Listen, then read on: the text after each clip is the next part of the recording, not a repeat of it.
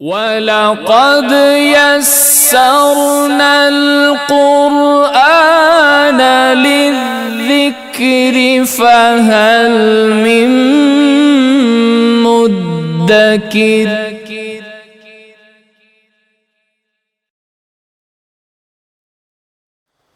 صلی اللہ علیک یا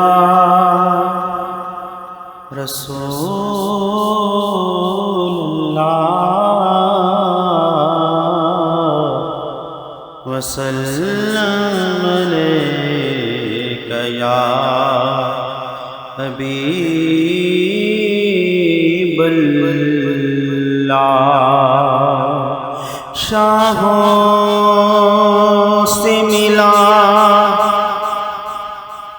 ہے نہ سکندر سے ملا ہے اللہ کا عرفان تیرے در سے ملا ہے جس کو بھی ملا ہے تم قدر سے ملا ہے آقا ہم کو تم قدر بھی تیرے در سے ملا ہے صلی اللہ علیہ یا رسول اللہ وسلم علیک یا حبیب اللہ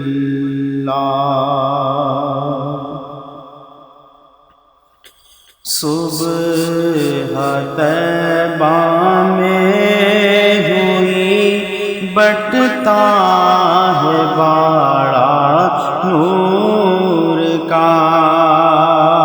صبح طیبہ میں ہوئی بٹتا ہے باڑا نور کا صبح طیبہ میں ہوئی بٹتا ہے باڑا نور کا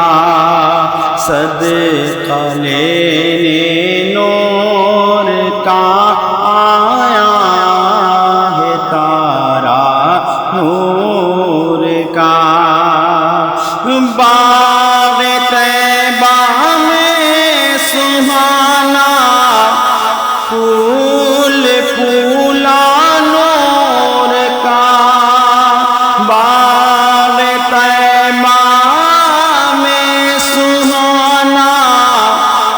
پھول پھولا نور کا مست بو ہے بلبلیں پڑھتی ہے کلمہ نور کا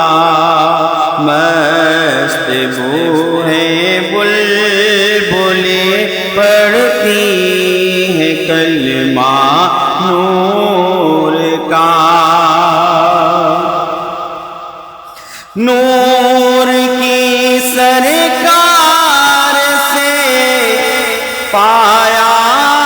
دوشالہ نور کا نور دن دونا تیرا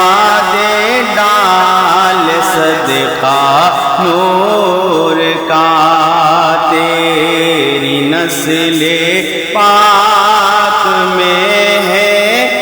بچہ بچہ نور کا میں گدا تو بادشاہ بھر دے پیالہ نور کا میں گدا تو بادشاہ بھر دے پیالہ نور کا نور دن دونا تیرا دے ڈال صدقہ نور کا صبح طیبہ میں ہوئی بٹتا ہے باڑا نور کا۔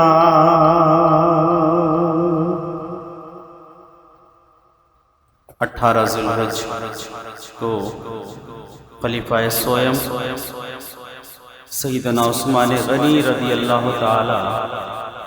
عنہ کا وصال باکمال ہے، انہی کی نسبت سے منقبت پیش کرتے ہیں۔ اللہ سے کیا پیار ہے عثمان غنی کا، اللہ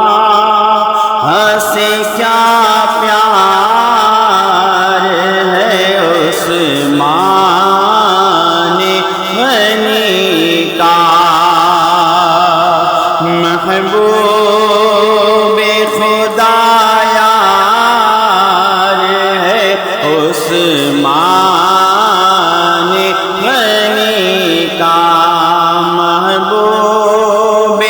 خدا یار ہے عثمان غنی کا، رنگی وہ رخ سار ہے عثمان غنی کا، بلبل گل گلزار ہے عثمان غنی کا، اللہ سے کیا پیار ہے عثمان غنی کا، گرمی پہ یہ بازار ہے عثمان غنی کا، گرمی پہ یہ بازار ہے عثمان غنی کا، اللہ خریدار ہے عثمان غنی کا، اللہ خریدار ہے عثمان غنی کا، محبوب خدا یار ہے عثمان غنی کا،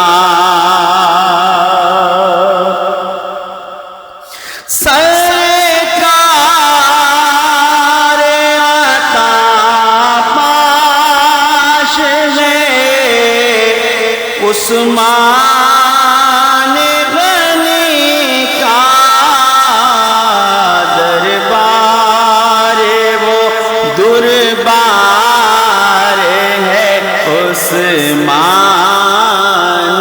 غنی کا، دربار وہ دربار ہے عثمان غنی کا، اللہ سے کیا پیار ہے عثمان غنی کا، محبوب خدا یار ہے عثمان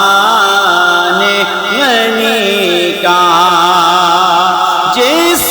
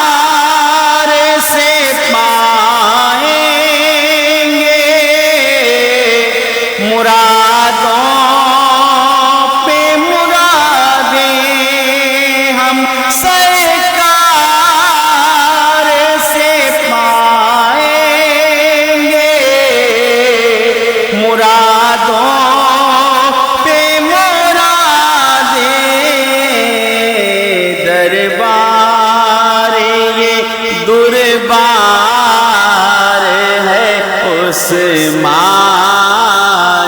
غنی کا دربار یہ دربار ہے عثمان غنی کا اللہ سے کیا پیار ہے عثمان غنی کا محبوب خدا یار ہے عثمان غنی کا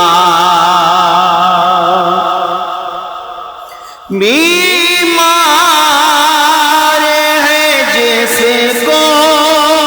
نہیں آزاد محبت بیمار ہے جس کو نہیں آزاد محبت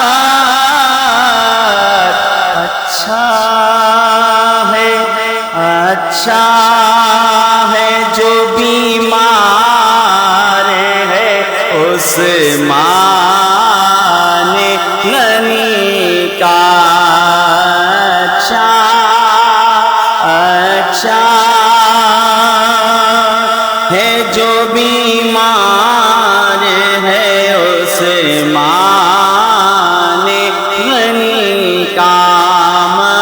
محبوب خدا یار ہے عثمان غنی کا اللہ غنی حد نہیں انعام عطا کی اللہ غنی حد نہیں انعام عطا کی وہ فیض پہ دربار ہے عثمان غنی کا وہ فیض پہ دربار ہے عثمان غنی کا اللہ سے کیا پیار ہے عثمان غنی کا محبوب خدا یار ہے عثمان غنی کا روک جائے میرے کام حسن ہو نہیں سکتا روک جائے میرے کام حسن ہو نہیں سکتا فیضان مددگار ہے عثمان غنی کا فیضان مددگار ہے عثمان غنی کا اللہ سے کیا پیار ہے عثمان غنی کا محبوب خدا یار ہے عثمان غنی کا اللہ سے کیا پیار ہے اس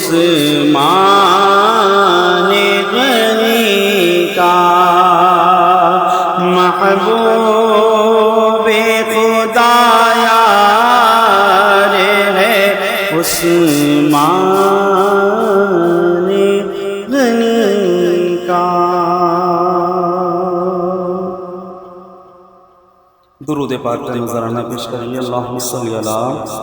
سیدنا و مولانا محمد معدن الجود والکرم وعلیہ وبارک وسلم۔ صلاۃ و سلام علیک یا رسول اللہ وعلی آلک و اصحابک یا حبیب اللہ۔ آئیے مل کر محبت کے ساتھ کلام پیش کرتے ہیں جو مقبول بارگاہ کلام ہے، کہ جس کے انعام اللہ تعالیٰ نے اس طرح عطا فرمایا کہ لکھنے والے پر اللہ تعالیٰ کی رحمتوں برکتوں کی اس طرح برسات ہوئی کہ اس کے خواب میں حضور اکرم صلی اللہ تعالیٰ علیہ وسلم تشریف لائے اور حکم دیا کہ بصیری میرا لکھا ہوا قصیدہ مجھے سناؤ۔ سننے کے بعد آپ نے اپنا دست اقدس کے جسم مبارک پر پھیرا اور تحفے میں اپنی چادر شریف عطا فرمائی۔ اللہ تعالی ہم سب کو اس کلام کی برکات عطا فرمائے۔ پڑھیے مولا یا صلی وسلم دائما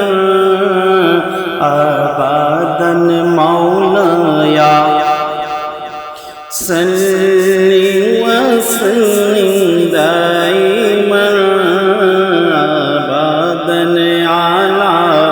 حبیبی کا خیر الخلق کلہم اعلیٰ، حبیبی کا خیر الخلق کلہم محمد سید الکونین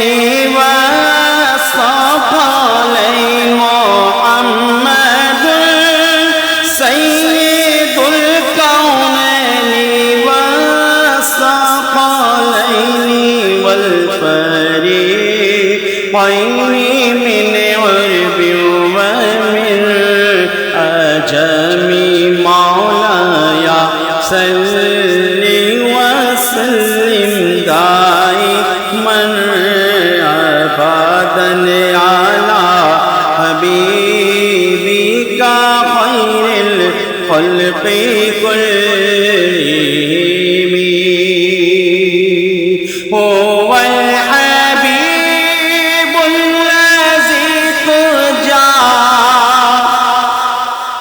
شفاعتہ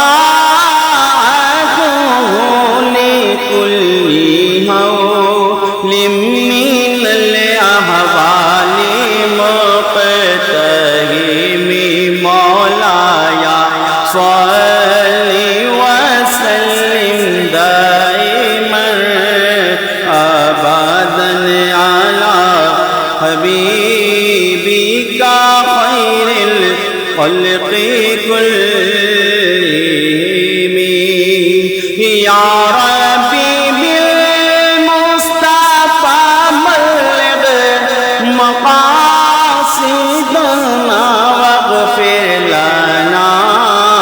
ما مضى یا واسع الکرم۔ الحمدللہ استاذ العلماء مفتی محمد آصف مدنی دامت برکاتہم القدسی آج ممبر پر جلوہ افروز ہو چکے ہیں۔ وہ حضرات جو میری آواز سماعت فرما رہے ہیں ان سے التماس ہے کہ جلد از جلد جامع مسجد مصطفیٰ میں تشریف لا کر اس بابرکت محفل میں شریک ہو کر استاذ العلماء کے خطاب سے اپنے قلوب کو منور فرمائیں۔ نعروں سے استقبال کیجیے۔ نعرہ تکبیر، نعرہ تکبیر، نعرہ رسالت، نعرہ رسالت، نعرہ تحقیق، نعرہ غوثیہ، علماء اہل سنت۔ الحمدللہ رب العالمین، والصلاة والسلام علی سید الانبیاء والمرسلین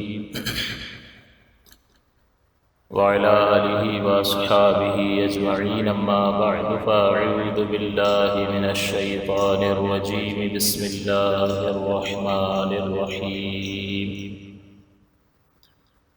قال اللہ تبارک و تعالی فی القرآن المجید والفرقان الحمید، وسيكفيكهم الله وهو السميع العليم۔ صدق اللہ العلی العظیم وصدق رسولہ النبی الامین۔ ذی الحج کا مہینہ چل رہا ہے اور اس مہینے کی 18 تاریخ یعنی 18 ذی الحج خلفائے راشدین میں سے تیسرے خلیفہ ذو النورین حضرت عثمان ابن عفان رضی اللہ تعالی عنہ کی شہادت کا دن ہے۔ ویسے تو نبی کریم صلی اللہ علیہ وسلم کے تمام تر صحابہ بہت اعلیٰ ترین مرتبے پر فائز ہے کہ جو مقام و مرتبہ صحابیت کے سبب ایمان کی حالت میں حضور علیہ الصلوۃ والسلام کی صحبت کی برکت سے انہیں حاصل ہوا اور پھر وہ اسی ایمان پر دنیا سے رخصت ہو گئے، تو یہ وہ مقام و مرتبہ ہے جو کسی کو حاصل نہیں ہو سکتا۔ اور حضور نے یہ فرمایا کہ میرا صحابی اگر ایک مٹھ جو خیرات کرے اور بعد میں آنے والا احد پہاڑ کے برابر سونا بھی خیرات کر دے تو اس صحابی کے مرتبے کو نہیں پہنچ سکتا۔ تو اس سے اندازہ صحابہ کی فضیلت کا لگایا جا سکتا ہے، اور یہ بھی ارشاد ملتا ہے کہ میرے صحابہ ستاروں کی مانند ہیں، تم جس کے پیچھے چلو گے ہدایت پا جاؤ گے۔ یعنی تمام کے تمام صحابہ عادل ہیں، متقی ہیں، پرہیزگار ہیں، کیونکہ وہ رحمت دو عالم صلی اللہ علیہ وسلم کے صحبت یافتہ ہیں۔ اور ان تمام تر صحابہ میں ظاہر سی بات ہے کہ درجے اور مرتبے کا فرق ضرور ہے۔ صحابی ہونے کے اعتبار سے تمام ہی صحابہ ہیں جنہوں نے حضور کی ایمان کی حالت میں صحبت پائی، لیکن ان میں عشرہ مبشرہ کو خاص اہمیت حاصل ہوئی، خاص امتیازی حیثیت حاصل ہوئی کہ رحمت کونین صلی اللہ علیہ وسلم نے انہیں زندگی ہی میں جنت کی بشارت ارشاد فرمائی۔ اور ان میں ان 10 افراد میں بھی مزید اگر ہم خصوصیت کو دیکھیں تو خلفائے راشدین بہت عظمت والے ہیں کہ اللہ تبارک و تعالی نے ان کو رحمت کونین صلی اللہ علیہ وآلہ وسلم کے خلیفہ کے طور پر مقرر فرمایا اور ان کے حصے میں یہ سعادت آئی۔ تو توجہ طلب امر یہ ہے کہ اللہ کے پیارے حبیب کی اس دنیا سے ظاہری پردہ فرمانے اور رفیق اعلیٰ کی طرف منتقل ہونے کے بعد جو شخص اللہ کی عطا سے، اس کے کرم اور فضل سے اس منصب کے لیے منتخب کیا جائے، اس کی عظمت کس قدر زیادہ ہوگی، جن میں سب سے پہلے صدیق اکبر رضی اللہ تعالی عنہ، دوسرے حضرت عمر فاروق رضی اللہ تعالی عنہ، تیسرے حضرت عثمان غنی جن کا ہم آج ذکر کر رہے ہیں رضی اللہ عنہ، اور چوتھے حضرت علی کرم اللہ تعالی وجہہ الکریم، اور پانچویں خلیفہ راشد جنہوں نے 6 مہینے کا عرصہ خلافت کا پایا وہ حضرت امام حسن ہیں۔ ان سب کو ملا کر یہ کل 30 سال بنتے ہیں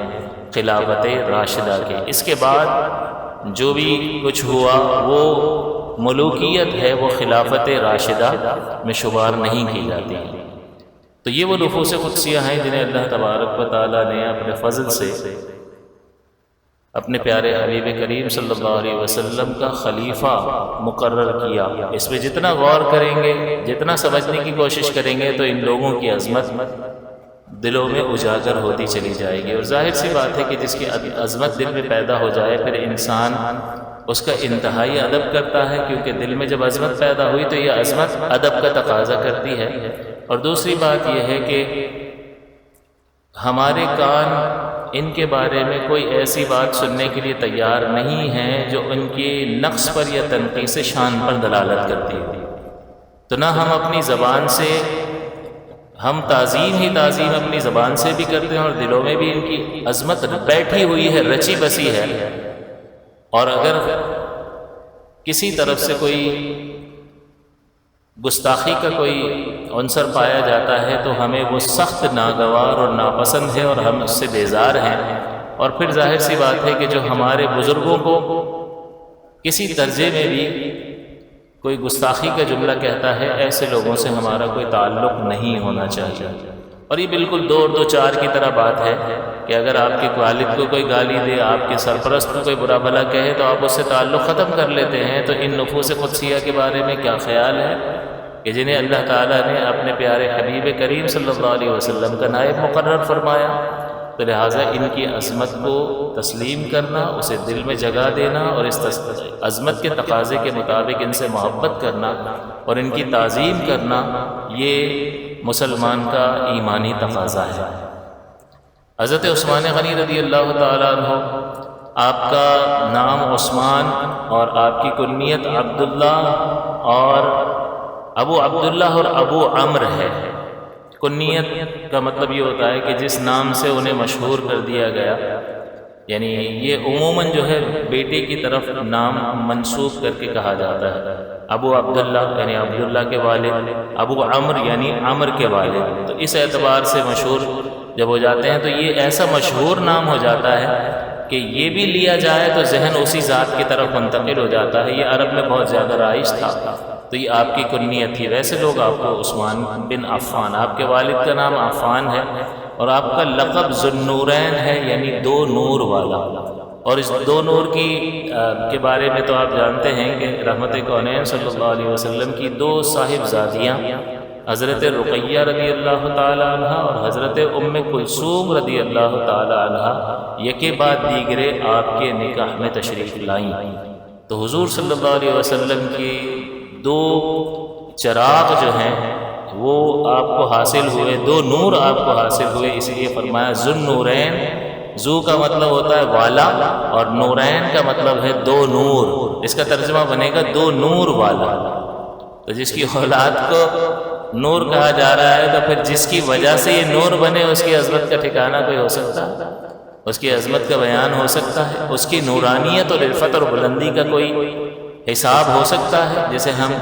اپنے آقا صلی اللہ علیہ وسلم حضرت محمد مصطفیٰ صلی اللہ علیہ وسلم کے نام نامی اس میں گرامی سے جانتے ہیں۔ لہٰذا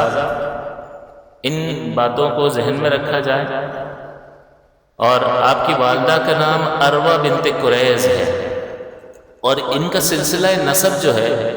پانچویں پشت میں، یعنی آپ کے دادا، پھر ان کے دادا، پھر ان کے دادا، یہ جب پانچ دادا ملتے ہیں تو پانچویں پشت میں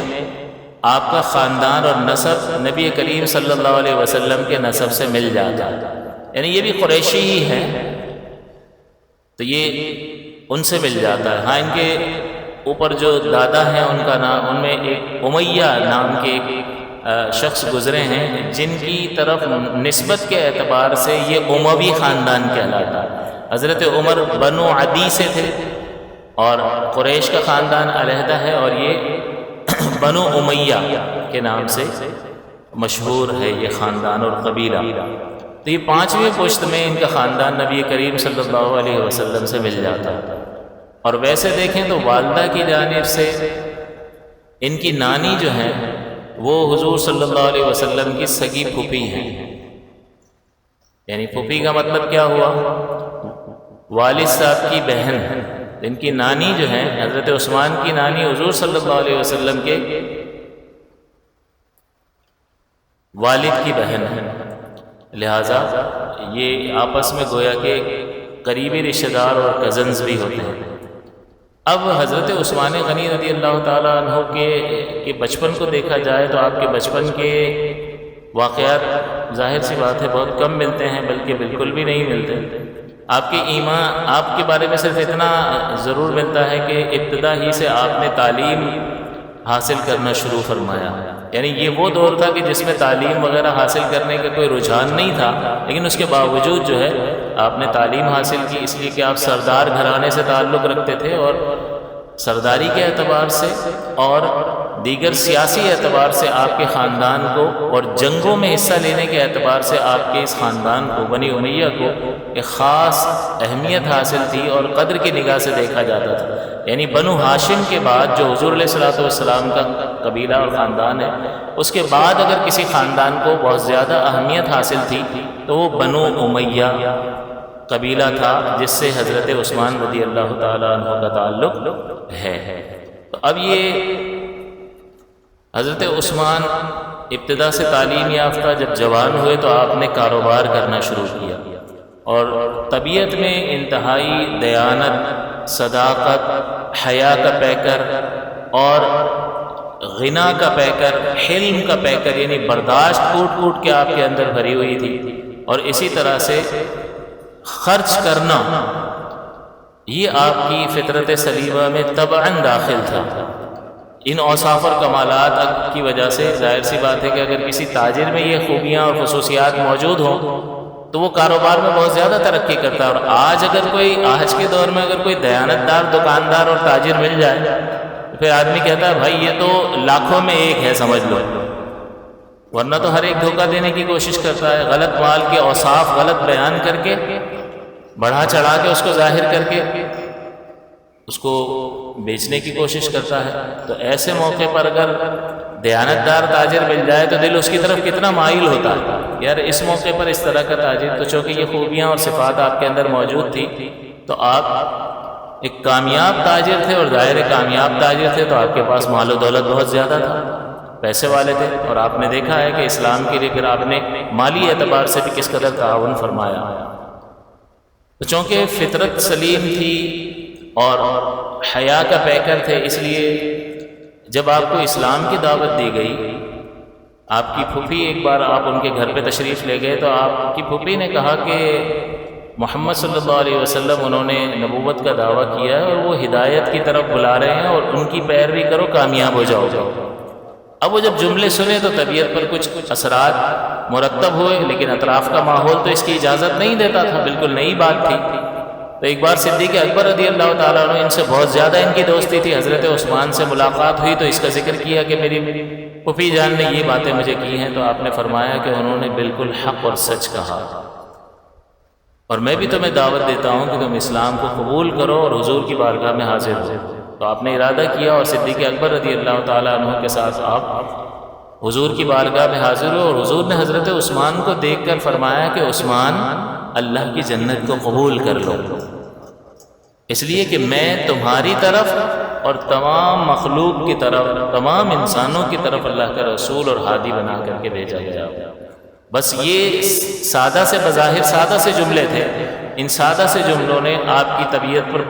بہت گہرا اثر کیا، اور آپ نے اسی وقت کلمہ طیبہ پڑھ کے اسلام میں دخول کو اختیار فرما لیا، اور آپ یعنی ایمان سے مشرف ہوئے۔ اس ایمان کی دعوت کو قبول کرنے کے بعد آپ کی صفات جو چند ذکر کی گئی ہیں، اس میں ایک یہ ہے کہ آپ اس بات پر غور کریں کہ رحمت کونین صلی اللہ علیہ وسلم نے حضرت رقیہ جو آپ کی صاحبزادی ہیں، ان کو آپ کے نکاح میں دیا۔ باپ کب اپنی بیٹی کسی کو اپنے نکاح میں دیتا ہے؟ کتنی اس کو ٹینشن ہوتی ہے، کتنا وہ تحقیقات کرتا ہے، اور اس کے بعد جب اعتماد قائم ہو جاتا ہے اس کے بعد وہ یہ قدم اٹھاتا ہے۔ لیکن انسان ہے، وہ دل کی بات تو نہیں جانتا، وہ ظاہر میں اطراف میں ساری انکوائری کر کے دل مطمئن ہوتا ہے، چند لوگ مشورہ دیتے ہیں تو وہ قدم اٹھاتا ہے، پھر وہ صحیح بھی نکل سکتا ہے اور غلط بھی نکل سکتا ہے، معاملات خراب بھی ہو سکتے ہیں، لیکن نگاہ نبوت تو دل کے حالات سے واقف تھی اللہ کی عطا سے۔ اب حضور صلی اللہ علیہ وسلم اپنی پیاری صاحبزادی ان کے نکاح میں دے رہے ہیں، تو یہ حضور صلی اللہ علیہ وسلم کا حضرت عثمان غنی کے کردار پر اعتماد کی کتنی بڑی علامت ہے، ان کے ستھرا ہونے کی، ان کے پاک ہونے کی، ان کے قابل بھروسہ اور اعتماد ہونے کی کتنی بڑی دلیل ہے کہ اللہ کے پیارے حبیب صلی اللہ علیہ وسلم اپنی بیٹی آپ کے نکاح میں دے رہے ہیں۔ اور پھر ایک وقت ایسا آیا کہ ہمیں تو اسلام یوں ہی مل گیا نا، باپ دادا سے منتقل ہو گیا، تو آپ نے اور میں نے تو کوئی قربانی دی نہیں ہے۔ ذرا پاکستان بنانے والا اگر کوئی مل جائے نا جس نے حالات دیکھے اور تھوڑی قربانی دی ہو، اس سے پوچھ لیجیے گا، وہ بتائے گا کہ کوئی حلوہ نہیں آسانی سے پلیٹ میں رکھ کے دے نہیں دیا کسی نے، بڑی کوشش کرنی پڑی، بڑی تکلیفیں اٹھانی پڑی۔ تو اسی طرح اسلام بھی ہے۔ تو جب آپ کے چچا کو معلوم ہوا، حضرت عثمان کے چچا کو، تو انہوں نے حضرت عثمان کو رسیوں سے باندھ کر بری طرح مارا کہ دوبارہ پلٹا اس دین کی طرف۔ لیکن آپ کا یہی جواب ہوتا تھا کہ اب میں ہدایت پر آ چکا ہوں، اب کچھ بھی ہو جائے اس سے انکار تو ہو ہی نہیں سکتا۔ یعنی یہ ثبات کی اتنی اذیت اور تکلیف اٹھانے کے باوجود سرمایہ دار ہیں، پیسے والے ہیں، پڑھے لکھے ہیں، لیکن اس وقت جو ہے وہ باپ کی جگہ چچا کا ایک احترام ہوتا تھا، تو ظاہر سی بات ہے کہ وہ ایک قبائلی نظام تھا۔ یہاں تو آج کل باپ کو کوئی نہیں پوچھتا، تو چچا کی کیا ضرورت ہو سکتی ہے کہ وہ کوئی کچھ کر سکے؟ تو ہمیں تھوڑا سا بعض اوقات حیرت کا احساس ہوتا ہے کہ پیسہ بھی ہو پھر چچا کچھ بگاڑ لے، ہو ہی نہیں سکتا۔ لیکن وہ ایک قبائلی نظام تھا، آپ کو اس نظام کے تحت اگر رہ کر سوچیں گے تو آپ کو بات سمجھ میں آئے گی۔ تو بہت بری طرح آپ کو مارا، یعنی اس کا مطلب یہ ہے کہ آپ نے اسلام کے لیے مار تک برداشت کی، یعنی یہ جسمانی اذیت، اور پھر طرح طرح کی تکلیفیں آپ کو پہنچائے گی، حتیٰ کہ یہ چچا مایوس ہو گیا کہ یہ اب پلٹتا نہیں ہے، تو پھر اس کو ان کے حال پر چھوڑ دیا۔ لیکن اس کے باوجود رشتہ داروں نے بائیکاٹ کیا، جو آپ سے تجارت کرتے تھے سارے گاہک ادھر ادھر ہو گئے کہ بھئی خبردار عثمان کی دکان سے اس سے تجارت مت کرنا۔ تو جتنے قبیلے کے لوگ تھے انہوں نے بھی بائیکاٹ کیا، تو اب بتائیے کہ کتنی تکلیف اور اذیت کا سامنا رہا ہوگا۔ تو مالی نقصان بھی برداشت کر رہے ہیں اور اپنے جسم پر اذیت بھی برداشت کر رہے ہیں، لیکن یہ خسارہ حقیقتاً خسارہ نہیں ہے۔ میں نے قاری صاحب کے عرس میں خسارے کے لفظ پر بہت تفصیل کے ساتھ کلام کیا کہ دنیا کا کوئی بھی نقصان حقیقتاً نقصان ہے ہی نہیں، اسے اللہ تعالیٰ خسارہ فرماتا نہیں ہے، کچھ بھی ہو جائے، اس لیے کہ یہ ریورسیبل ہوتا ہے، اس کی بھرپائی ہو سکتی ہے، اس کا درد جو ہے ایک لمٹ تک ہوتا ہے پھر ختم ہو جاتا ہے، اور کب تک ہوگا؟ جب تک ہم زندہ ہیں، اس کے بعد سب ختم، ہم ختم تو درد بھی ختم۔ لیکن آخرت کا معاملہ ایسا ہے کہ اس کا علم طویل ہے، ختم ہونے والا نہیں ہے، بہت طویل ہے، اس کی طوالت 50,000 برس کا تو ایک دن ہے وہاں کا۔ تو اگر ایسے سینکڑوں دن کے لیے جہنم میں ڈال دیا جائے کسی ایک جرم میں، تو وہ گنتی کے قابل ہے، انسان گن سکتا ہے اس کو؟ اس کی یہ زندگی، تو اس کے بارے میں جب اس سے سوال کیا جائے گا کہ کتنے عرصہ ٹھہرے ہو، تو وہ کہے گا میں تو ایک دن رک کر آیا ہوں دنیا میں، یا ایک دن بھی نہیں، ٹھہرو دن کا کچھ حصہ۔ لم یلبثوا الا عشیۃ او ضحاها، کہ وہ نہیں ٹھہرے ہیں اس دنیا میں الا مگر عشیۃ، رات کا کچھ حصہ، او ضحاها، یا دن کا کچھ حصہ، کیونکہ اندھیرا اور اجالا دونوں دیکھا ہے نا، تو شام کا کچھ حصہ دیکھا ہے، پھر رات آ گئی، تھوڑی سی رات دیکھی اور ہم آ گئے یہاں پر۔ تو اس کا موازنہ اس سے ہو ہی نہیں سکتا، لہٰذا یہ کل معدوم ہے۔ دنیا اور اس کے معاملات اور اس کے خسارے آخرت کے خسارے کے مقابلے میں معدوم ہیں، گویا کہ ہیں ہی نہیں، اور یہ ہماری عقل بھی تسلیم کرتی ہے۔ اکثر اوقات ہم کہتے ہیں یار یہ چھوٹی سی مصیبت کے کہاں ذکر کر رہے ہو اس بڑی کے مقابلے میں، یہ تو کچھ بھی نہیں ہے۔ ایسا ہوتا ہے یا نہیں؟ اس کا مطلب وہ ہے تو صحیح، لیکن جب آپ تقابل کرو گے تو اس کے نہ ہونے کو ہی شمار کرو گے، یہ کچھ بھی نہیں ہے بھائی، یہ گویا کہ ہے ہی نہیں۔ اصل اس بڑی مصیبت کو دیکھو نا، چھوٹا موٹا کیس ہو اور دوسری طرف ایک قتل کا کیس بھی پڑ جائے، بندہ کہ یہ کیا ہوا، چلو اس کو تو نمٹتے، یہ تو اس کے مقابلے میں کچھ بھی نہیں تھا، یہ کیا مصیبت آ گئی۔ تو اس لیے آخرت کا خسارہ اللہ تعالیٰ حقیقتاً خسارہ قرار دیتا ہے۔ تو اس تناظر میں دیکھیں گے تو ہمیں سمجھ میں آ جائے گا کہ صحابہ اس قدر عظمت نشان کیوں تھے۔ اب وہ تکلیفیں دی جا رہی ہیں، حضور نے اجازت مرحمت فرمائی، آپ حبشہ ہجرت کر گئے، سب کچھ چھوڑ کر یہاں سے چلے گئے، کاروبار وغیرہ ساری چیزیں، حبشہ ہجرت کر گئے۔ اور پھر کچھ مہینوں کے بعد آپ کو اطلاع ملی کہ کفار مکہ، مشرکین مکہ میں سے اکثر سردار ایمان لے آئے، جو کہ غلط خبر تھی۔ جب یہ اطلاع ملی تو یہ اطلاع سن کر آپ مکہ شریف تشریف لے آئے۔ جب مکہ کے قریب پہنچے تو پتہ چلا کہ یہ تو جھوٹی خبر تھی، تو بہت سارے صحابہ دوبارہ چلے گئے حبشہ کی طرف کہ ان تکلیفوں اور اذیتوں اور اسلام پر عمل کرنا انتہائی دشوار ہے یہاں پر۔ تو اسلام پر عمل کرنے کے لیے انہوں نے اپنا علاقہ چھوڑ دیا کہ اللہ کے کلمے پر قائم رہنا اور اسلام پر قائم رہنا یہاں پر اتنا انتہائی دشوار ہے۔ ہم پر ایسی کوئی دشواری نہیں ہے، اس کے باوجود ہم اللہ کے احکام پر قائم رہنے کے لیے تیار نظر نہیں آتے، تو ہمیں اپنا موازنہ کرنا چاہیے۔ لہٰذا وہ حضرت عثمان غنی نے جب دیکھا کہ اب آ گئے ہیں تو اب واپس نہیں جائیں گے، پھر آپ یہیں رہے۔ پھر ایک بار اور موقع آیا آپ کو ہجرت کا، دوبارہ ہجرت فرمائی، لیکن پھر جب رحمت دو عالم صلی اللہ علیہ وسلم نے مدینے کی ہجرت کا حکم فرمایا تو پھر آپ مدینے شریف ہجرت فرما گئے۔ اب وہاں ہجرت کرنے کے بعد اگر جنگی اعتبار سے آپ کا کردار دیکھا جائے تو ہر مقام پر حضور کے ساتھ ساتھ نظر آتے ہیں۔ اب لیڈر جس کے ہر ایک دشمن ہو،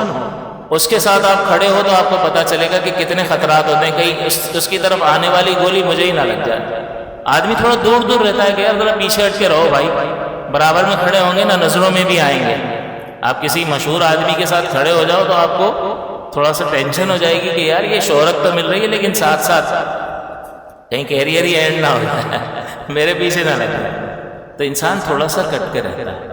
اور حضور صلی اللہ علیہ وسلم کی دعوت اتنی بڑی تھی کہ اس کی وجہ سے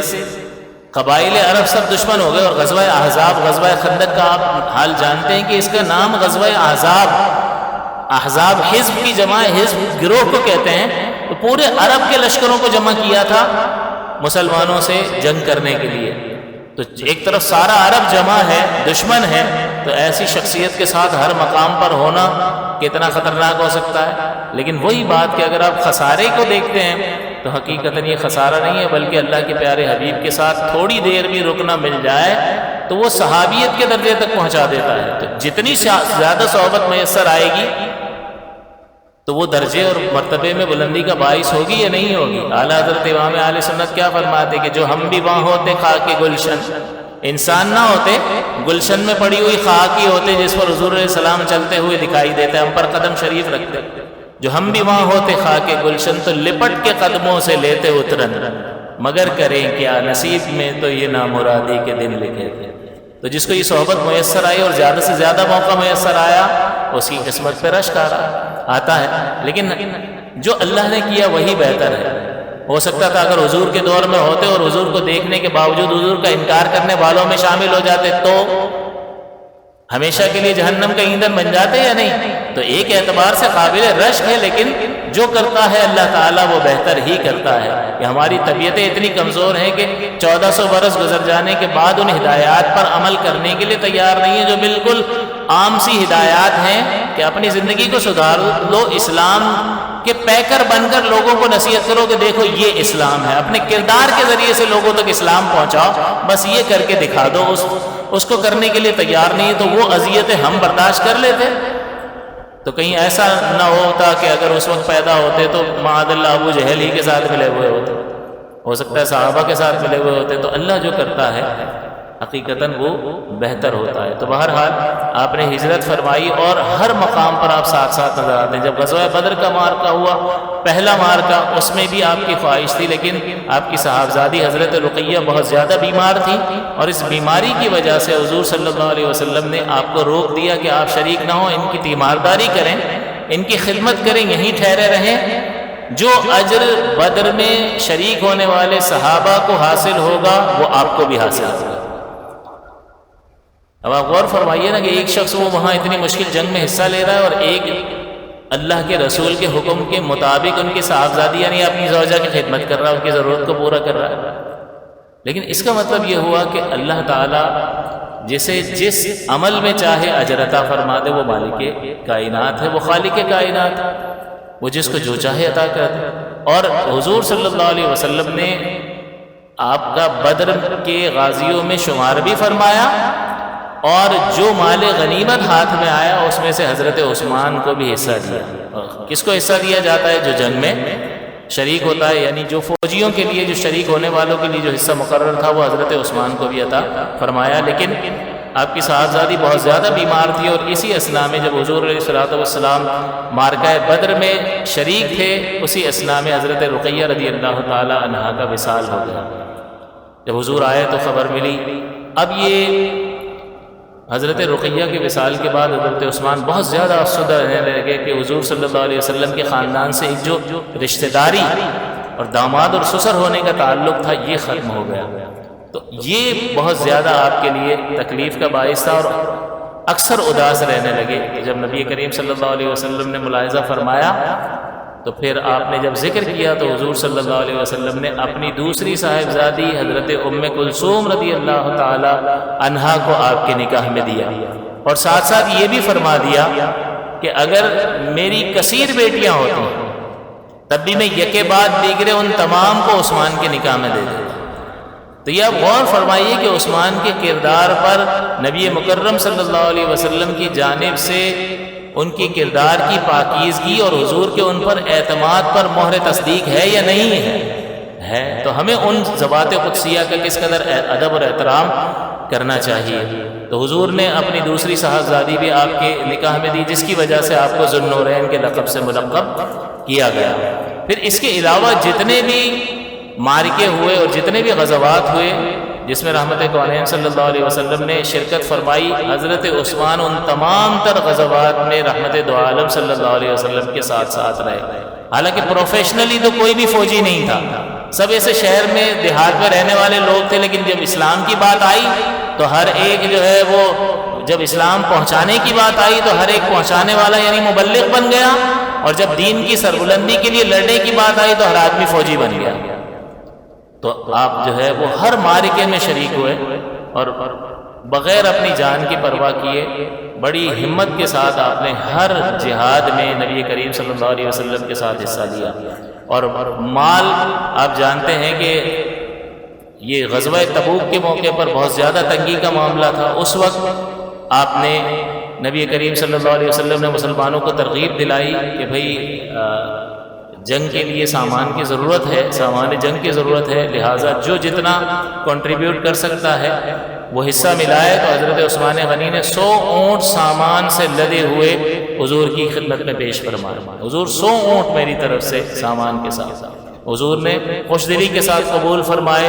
حضور بہت خوش ہوئے۔ اس کے بعد ابھی مزید ضرورت تھی، حضور نے مزید اعلان فرمایا تو تھوڑی دیر بعد پھر حضرت عثمان غنی کھڑے ہوئے اور فرمایا حضور 100 اونٹ اور میری طرف سے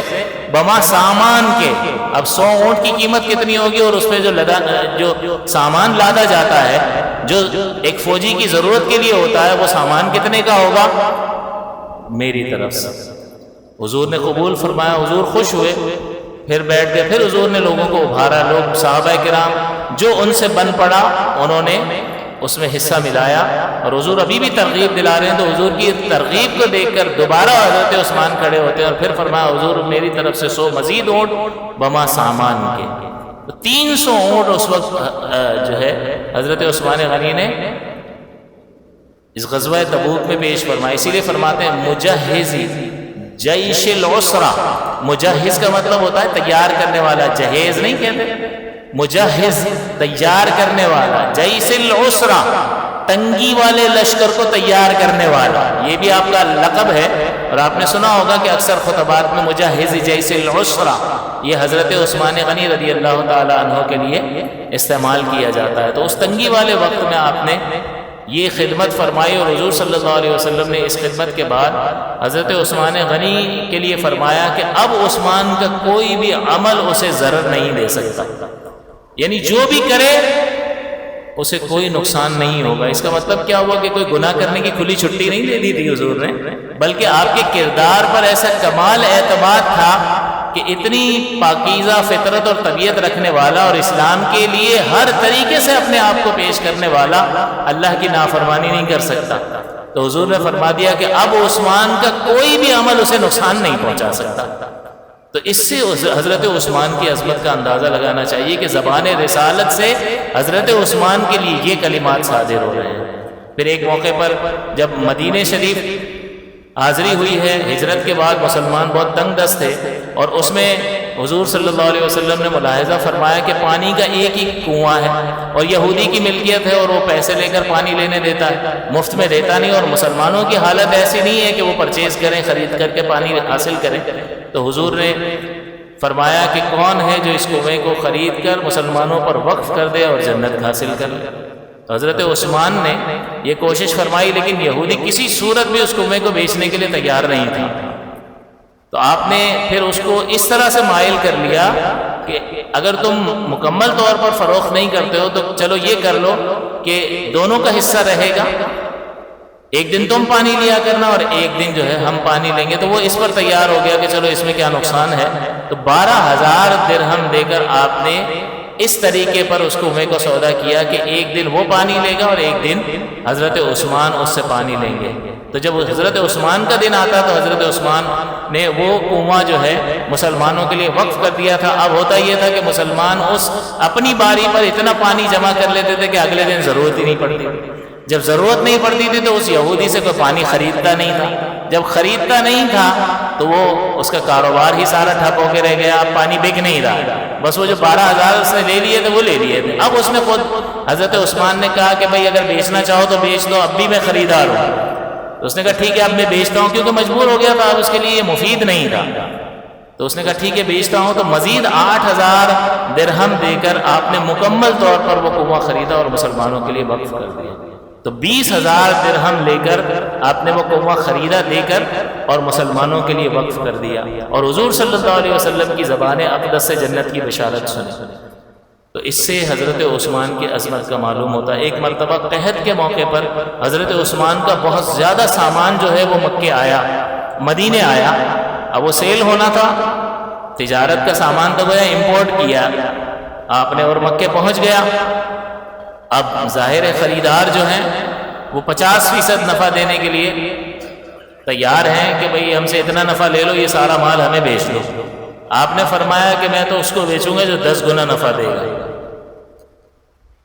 لوگوں نے کہا 10 گنا کون دے سکتا ہے؟ 100 کے 150 لے لو بھائی،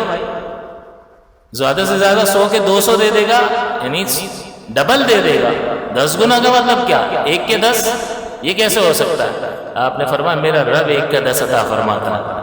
لہٰذا آپ نے سارا کا سارا مال مسلمانوں پر اس وقت خیرات کر دیا۔ مسلمانوں کو بہت زیادہ ضرورت تھی، تو پورا جو مال آیا تھا سارا قافلہ کا قافلہ جو ہے آپ نے مسلمانوں پر تصدق کر دیا اور مسلمانوں کی مدد فرمائی۔ تو یہ آپ کے اس تصدق کا عالم تھا کہ جو مالی اعتبار سے آپ نے مسلمانوں کو سپورٹ کیا۔ اس لیے جب ہم دعا کرتے ہیں یا اللہ ہمیں بھی جو ہے وہ مال عطا فرما، تو ہم کہتے ہیں عثمان غنی کے خزانے سے عطا فرما۔ خزانہ تو قارون اور فرعون کے پاس بھی تھا، لیکن وہ تو ان کی ہلاکت کا باعث بنا کہ اتنا تکبر میں مبتلا ہو گئے کہ خدائی کا دعویٰ کر بیٹھے، اور حضرت عثمان کے پاس جو مال تھا وہ پیارے مصطفیٰ اور اللہ تبارک و تعالیٰ کو خوش کرنے کے لیے استعمال ہوا، اور اسلام کی ترقی اور ترویج اور بلندی میں استعمال ہوا۔ لہٰذا پھر ایک وقت ایسا آیا کہ آپ پر تنگی کا دور شروع ہوا، آپ خلیفہ بنے، اور خلیفہ بننے کے جو 12 سال آپ کے تھے، 6 سال بڑے اسموتھلی گزرے، بڑے اچھے گزرے، لیکن چونکہ سلطنت اسلامیہ بہت دور دور تک پھیل چکی تھی، اور ظاہر ہے کہ سلطنت جب پھیل رہی تھی تو اس میں جو ریاستیں قبضے میں آ رہی تھی اس میں ظاہر سی بات ہے کہ ایسے لوگ بھی موجود تھے جو بغض رکھتے تھے خلیفہ سے، اور ان لوگوں میں سے کچھ لوگوں نے ایک جماعت بنائی اور پھر اس نے سر اٹھایا اور انہوں نے بغاوت کی، اور ان کا سرغنہ تھا عبداللہ بن سبا جو یہودی تھا اور وہ مسلمان ہوا تھا، اور اس نے یہ سارا کھیل رچایا، اور اس طرح سے مخالف ذہنوں کو جمع کر کے حضرت عثمان رضی اللہ تعالیٰ عنہ کا محاصرہ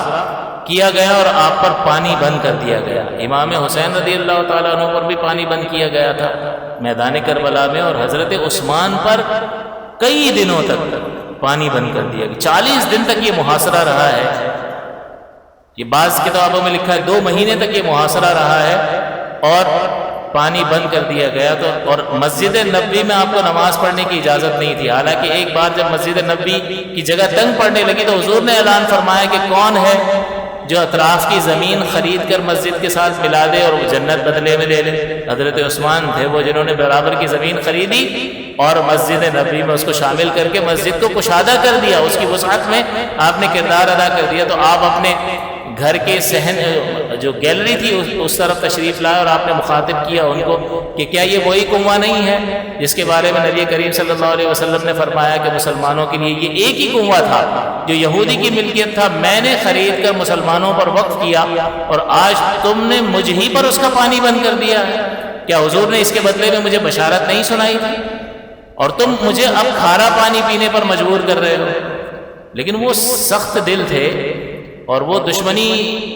میں مبتلا تھے، اور وہ کسی طریقے سے بھی آپ کو خلیفہ تسلیم کرنے کے لیے تیار نہیں تھے۔ لہٰذا انہوں نے کہا ہاں ہم مانتے ہیں ایسا ہوا ہے، لیکن بہرحال پانی آپ کو نہیں دینے دیں گے۔ مسجد نبوی کے بارے میں آپ نے فرمایا یہ وہی جگہ نہیں ہے جس کی وسعت کے بارے میں نبی کریم نے فرمایا کہ اطراف کی زمین خرید کر اس کے ساتھ شامل کر کے مسجد کو وسیع کر دے۔ میں وہی شخص ہوں کہ جس نے وہ سارا کچھ کیا، اپنے پیسوں سے زمین خریدی اور اس مسجد نبوی کی وسعت میں کردار ادا کیا، اور اب تم مجھے ہی اس میں نماز ادا کرنے سے روک رہے۔ تو جواب میں ڈٹائی ہے کہ وہ کہتے ہیں ہاں ایسا ہی ہے، تھا تو یہی، حضور نے بشارت دی لیکن ہم آپ کو نماز نہیں پڑھنے دیں گے۔ تو اس کا اگر آپ مطالعہ کریں تو آپ کو معلوم ہوگا کہ کربلا کی اذیت اور تکلیف اپنے مقام پر تھی، بہت زیادہ تھی اور ناقابل برداشت تھی ہم لوگوں کے لیے جو محبت کرنے والے ہیں۔ وہ تو خیر عزیمت